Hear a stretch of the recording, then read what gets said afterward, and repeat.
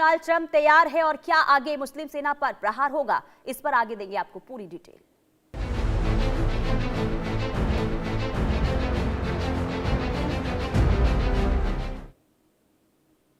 तो क्या ट्रंप अब ईरान पर फाइनल प्रहार करने वाले हैं? क्या ट्रंप धरती से ईरान का वजूद मिटाने की ठान चुके हैं? दरअसल सोशल मीडिया एक्स पर एक पोस्ट वायरल हो रहा है जिसमें ब्रिक्स न्यूज नामक हैंडल से पोस्ट किया गया है, जिसमें यह साफ साफ लिखा है कि ट्रंप ईरान पर बड़े हमले की तैयारी में है। अमेरिकी जंगी जहाजों का बेड़ा ईरान की ओर बढ़ रहा है। तो क्या अब वक्त आ गया है कि अमेरिका फौज ईरान पर हमला करेगी? क्योंकि अमेरिकी राष्ट्रपति ने 2 दिन पहले ही ईरान का वजूद मिटाने की धमकी दी थी और ईरान पर हमले के लिए इजरायली फोर्स भी तैयार है, लेकिन ईरान भी पीछे हटने को तैयार नहीं है। खामनेई ने जहां हिंसक आंदोलन को शांत कराया, वहीं ईरानी फौज को जंग के लिए भी तैयार रहने को कह दिया गया है। खामनेई के पास लाखों जवानों की मुस्लिम सेना है, साथ ही हूती और हिजबुल्लाह के लाखों लड़ाके भी अब खामनेई के एक इशारे पर मैदान में उतर जाएंगे। अब देखना यह होगा कि इस लड़ाई का अंजाम आखिर क्या होगा। क्या ईरान का वजूद मिटेगा या फिर ट्रंप के दावे हवा हवाई साबित होंगे? इसी मुद्दे पर हम खास मेहमानों के साथ चर्चा करेंगे, लेकिन उससे पहले ईरान और अमेरिका के बीच में जो एक दूसरे पर धमकियां देने का सिलसिला लगातार जारी है, ये क्या बता रहा है? क्या वाकई में आगे जंग के हालात बन रहे हैं? आखिर दोनों देशों के बीच जो स्थिति इस वक्त देखने को मिल रही है, क्योंकि देखिए अमेरिका बार बार जिस तरीके से धमकी दे रहा है, वजूद खत्म करने की बात कर रहा है, अभी हालिया जो पोस्ट सामने आया है इससे अब ये समझ आ रहा है कि अमेरिका जो है तैयारी कर रहा है। लेकिन उससे भी ज्यादा अहम ये हो जाता है कि जो अमेरिका का विध्वंसक बेड़ा है यूएसएस अब्राहम, वो अब ईरान के करीब पहुंच चुका है। तो देखिए अमेरिका का जो जंगी बेड़ा यूएसएस अब्राहम लिंकन कितना ताकतवर है, वो हम आपको ग्राफिक्स के जरिए समझाएंगे और बताएंगे कि आखिर इसके आगे बढ़ने से, यानी कि ईरान के करीब पहुंचने का क्या मतलब है। देखिए लंबाई जो है अब्राहम लिंकन की वो बहुत ज्यादा है और साथ ही साथ वजन करीब 1 लाख टन है, यानी कि वजन आप समझिए कि करीब 1 लाख टन है। और फ्लाइट डेक यानी कि उड़ान का ये पूरा मैदान है जो 4.5 एकड़ में है। इसके साथ ही परमाणु ऊर्जा से ये चलता है और जो हम विशेषता है वो हम आपको बता रहे हैं कि अब्राहम लिंकन की विशेषता क्या है। और देखिए 20 से 25 साल तक बिना ईंधन भरे ये चल सकता है। इसके अलावा 60 से 90 लड़ाकू विमान इसमें रखा जा सकता है, इसकी इतनी क्षमता है, इतना बड़ा ये है। और FA-18 सुपरसोनिक और F-35 जैसी जो सुपरसोनिक मिसाइल है वो इसमें है। इसके अलावा ग्राउलर, जंग वाला, सीहॉक हेलीकॉप्टर ये भी इसमें शामिल है। एक साथ कई विमान ये उड़ा भी सकता है और लैंड भी यहां पर करवाए जा सकते हैं। इसके अलावा 2 सेकंड में 37 टन का जेट 300 किलोमीटर तक की उड़ान यहां से भर सकता है। सी सेपरो और रैम मिसाइलें हवाई हमले रोकने में ये पूरी तरीके से सक्षम है। इसके अलावा फेलेंक्स CIWS बंदूक मिसाइलों को आखिरी पल में ये खत्म कर सकता है। रडार और इलेक्ट्रॉनिक वॉरफायर सिस्टम भी इसमें है, यानी कि सीधे तौर पर आप इसे समझ सकते हैं कि कितना ये शक्तिशाली है। डिस्ट्रॉय, क्रूजर, पनडुब्बी ये तमाम चीजें हैं। 5000 सैनिकों का पूरा शहर इसमें बसा हुआ है, यानी कि आप कह सकते हैं सीधे तौर पर कि ये चलता फिरता शहर है। अस्पताल, जिम, सिनेमा, पोस्ट ऑफिस, यहां पर तमाम चीजें आपको नजर आएगी। और इसलिए ये कहा जा रहा है कि जो ये जहाज है वो काफी खतरनाक है और शक्तिशाली भी है। लेकिन अगर जंग की स्थिति बनती है तो आखिर कौन कितना ताकतवर है ये भी हम आपको बताते हैं। अमेरिका की बात करते हैं और ईरान की बात करते हैं। देखिए 8 लाख रिजर्व सैनिक है और 3.5 लाख रिजर्व सैनिक ईरान के पास है। इसके अलावा विमानों की संख्या जो है 13,209 है और 551 विमान ईरान के पास है। फाइटर जेट 1,854 है, जबकि 40 फाइटर जेट सिर्फ ईरान के पास है। इसके अलावा ट्रांसपोर्ट विमान 957 और 87 ट्रांसपोर्ट विमान ईरान के पास है। और आप जो ये आंकड़े देख रहे हैं इसी से समझ सकते हैं कि आखिर सैन्य क्षमता किसके पास कितनी ज्यादा है। आगे बढ़ते हुए देखिए 11 एयरक्राफ्ट अमेरिका के पास, नौसेना में सिर्फ 1 एयरक्राफ्ट है। इसके अलावा नौसेना के पास 9 हेलीकॉप्टर कैरियर है। 10 हेलीकॉप्टर कैरियर किसके पास है? ईरान के पास है। वहीं पनडुब्बियों की संख्या की अगर हम बात करते हैं तो 64 अमेरिका के पास, 28 जो है वो ईरान के पास है। इसके अलावा विध्वंसक पोत 75 की संख्या में अमेरिका के पास है और सिर्फ 2 जो है वो ईरान के पास है। तो रक्षा बजट भी देखिए $820 बिलियन किसके पास है? वो अमेरिका के पास है। कुल मिलाकर देखिए सैन्य ताकत जो है वो अमेरिका के पास है। और अगर ऐसे में जंग की स्थिति होती है तो आप समझिए कि यहां पर सीधे तौर पर अमेरिका की ताकत जो है वो देखने को मिलने वाली है। लेकिन ईरान पीछे हटने वाला नहीं है। ईरान ने जिस तरीके से धमकी दी है और इसके बाद हिजबुल्लाह का भी साथ मिलेगा, ये भी सीधे तौर पर कह दिया गया है, तो ऐसे में ईरान भी बार बार पलटवार करता हुआ अमेरिका पर नजर आ रहा है। हमारे साथ मेहमान भी जुड़ चुके हैं। Mumtaz Alam Rizvi, Islamic scholar, lieutenant general JS Sodhi, defence expert के तौर पर हमारे साथ जुड़े हुए हैं। आप दोनों का बहुत स्वागत है इस चर्चा में। सबसे पहले मैं आपके पास आऊंगी lieutenant general JS Sodhi sir, ये जो अभी धमकियां मिलने का, एक दूसरे पर तबाह करने की जो धमकियां दी जा रही है, इसे किस तरीके से देखा जाए? क्या ये डराने की कोशिश हो रही है या फिर वाकई में जंग जैसे हालात बन रहे हैं? जय हिंद पुनीता जी, ये मेरा सौभाग्य कि मैं आपके न्यूज एंकरों विख्यात को पैनलिस्ट के साथ हूं। मेरा रैंक लेफ्टिनेंट कर्नल है, लेफ्टिनेंट जनरल नहीं है, तो मैं आग्रह करूंगा कि मेरा सही रैंक आप इस्तेमाल करें। जी पुनीता जी, देखिए, कल जब राष्ट्रपति डोनाल्ड ट्रंप डेवोस से वापस अमेरिका जा रहे थे, तो उन्होंने अपने विमान में, एयरफोर्स 1 में जब पत्रकारों से बात की, तो उन्होंने साफ कहा कि ईरान अभी भी मेरे निशाने पे है और एक बहुत बड़ा एक जंगी बेड़ा ईरान की तरफ पहुंच चुका है। इसका साफ आंकलन है कि कुछ समय में कुछ ना कुछ तो ईरान में होगा। पूर्ण तरह से सैन्य कार्रवाई तो नहीं होगी, क्योंकि 13 जनवरी सुबह जब राष्ट्रपति डोनाल्ड ट्रंप की ब्रीफिंग हो रही थी सिचुएशन रूम व्हाइट हाउस में, तो अमेरिका के खुफिया एजेंसीज के जितने चेयरमैन थे, सबने डोनाल्ड ट्रंप को कहा कि सैन्य कार्रवाई ईरान में अमेरिका के लिए घातक होगी। तो पूर्ण रूप से तो सैन्य कार्रवाई नहीं होगी, लेकिन कुछ ना कुछ जरूर होगा, और शायद ये वेनेजुएला टाइप रेपिटेशन हो, जहां पे कई दिनों तक ईरान के आसपास अमेरिकी युद्धपोत हो, एक नेवल ब्लॉकेड हो, और अचानक रात को कुछ हो जाए, वहां पे तख्ता पलट हो जाए। इस चीज को रूल आउट नहीं किया जा सकता है, क्योंकि अमेरिका के पास लेटेस्ट टेक्नोलॉजी है। जैसे आपने सही ओपनिंग ग्राफिक्स में बताया, जो सैनिक पलड़ा है वो अमेरिका का बहुत भारी, और अमेरिका की पूर्ण सैनिक समर्थन इजराइल कर रहा है, जबकि ईरान के साथ कोई भी देश सैनिक तौर पे नहीं खड़ा है।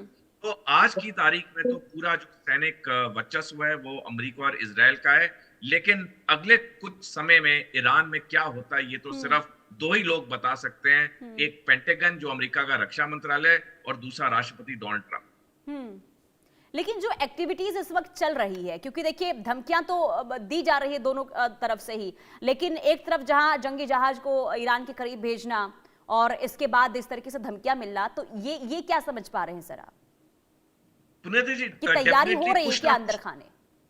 डेफिनेटली प्लानिंग तो 100% हो रही है, क्योंकि इतने बड़े तादाद में युद्धपोत को वहां मूव करना, एयरक्राफ्ट कैरियर को मूव करना, उसमें करोड़ों रुपए लगते हैं एक एक सेकंड के मूव के लिए। तो अगर इतने बड़े तादाद में वहां पे ये सैनिक जमावड़ा हो रहा है, तो डेफिनेटली कोई ना कोई सैनिक प्लानिंग हो रही है, लेकिन फाइनल सैनिक जो एक्शन होगा किस रूप में होगा ये तो वक्त बताएगा, लेकिन प्लानिंग तो हो रही है। और पिछले साल 4 दिसंबर को जब अमेरिका ने नेशनल सिक्योरिटी स्ट्रेटेजी 2025 रिपोर्ट सार्वजनिक की थी, उसमें साफ लिखा है कि अमेरिका के दुश्मन रूस और चीन नहीं है, अमेरिका का दुश्मन ईरान है। तो डेफिनेटली कुछ ना कुछ तो ईरान में होने वाला है। ठीक है। मुमताज आलम जी, ये जो आप सुन रहे हैं, जो स्थिति बनी हुई, इस पर क्या है आपकी राय? बहुत बहुत शुक्रिया आपका। देखिए कि मैं ये बात कई बार कह चुका हूं कि अमेरिका को जंग से प्यार है, क्योंकि उसकी तिजारत हथियार है। अच्छा। ये आप समझ लीजिए। लेकिन दूसरी चीज आप ये समझ लीजिए कि जंगे जो है वो हौसलों से लड़ी जाती हैं, हथियारों से नहीं लड़ी जाती हैं। अगर हम थोड़ा से बैक में जाएं तो हमने देखा कि अंसारुल्लाह लाहौरी की जो यमन में उनके जो लड़ाकू थे, उनसे भी अमेरिका ने पूरी कोशिश की थी कि इनको खत्म करें, लड़ने की कोशिश की, लेकिन आखिर में हूती से भी इनको समझौता करना पड़ा। इसी तरीके से अगर हम थोड़ा से और जाएं, जब जून में इजराइल ने बातचीत के दौरान, अमेरिका से 5 राउंड की बातचीत हो चुकी थी, आपको पता होगा, और 6ठे राउंड की बातचीत होनी थी, लेकिन इस दौरान जो है 2 दिन पहले इजराइल ने अचानक अटैक कर दिया ईरान पे बिला वजह। और सिर्फ खुद नहीं किया, जब देखा कि ईरान जवाबी कार्रवाई करने लगा तो अमेरिका को भी इन्वॉल्व किया, अमेरिका भी आ गया।